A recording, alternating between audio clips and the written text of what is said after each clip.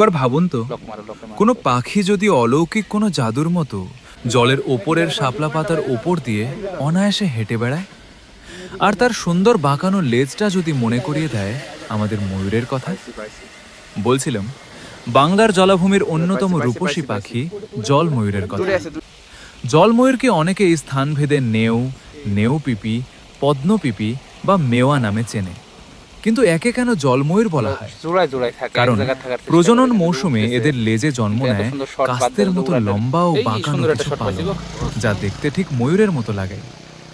তবে এদের সবচেয়ে বড় বিশেষত্ব লুকিয়ে আছে এদের পায়ে। এদের পায়ের আঙুল ও নখগুলো শরীরের তুলনায় অসম্ভব লম্বা।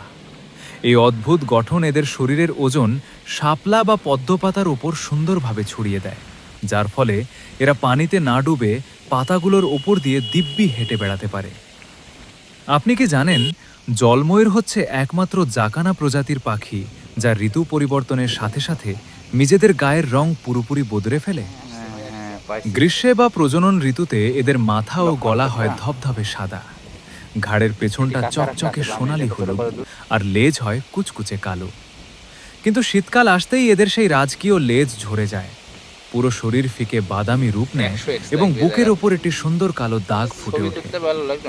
প্রকৃতির কি অদ্ভুত কারসাজি, তাই না?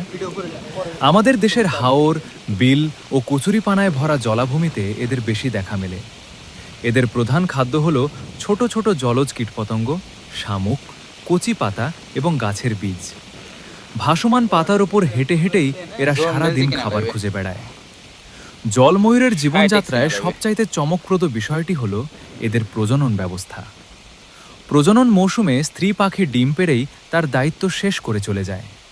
এরপর সমস্ত দায়িত্ব এসে পড়ে পুরুষ পাখির কাঁধে।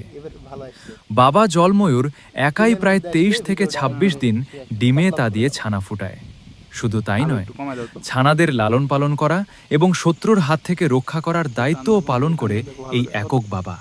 আর মজার ব্যাপার হলো, ডিম থেকে ফোটার কয়েক ঘন্টার মধ্যেই ছানারা নিজে নিজে সাঁতার কাটতে ও পানিতে ডুব দিতে শিখে যায়।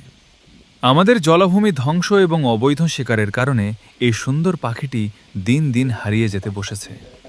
প্রকৃতির এই অপরূপ সৃষ্টিকে বাঁচিয়ে রাখা আমাদের সকলের দায়িত্ব। জলময়ূর সম্পর্কে এই তথ্যগুলো আপনার কেমন লাগলো কমেন্ট করে জানান। আর প্রকৃতি ও বন্যপ্রাণীর এমন আরও রোমাঞ্চকর গল্প জানতে আমাদের চ্যানেলটি সাবস্ক্রাইব করে সাথেই থাকুন। ধন্যবাদ। সাউন্ড দিচ্ছে।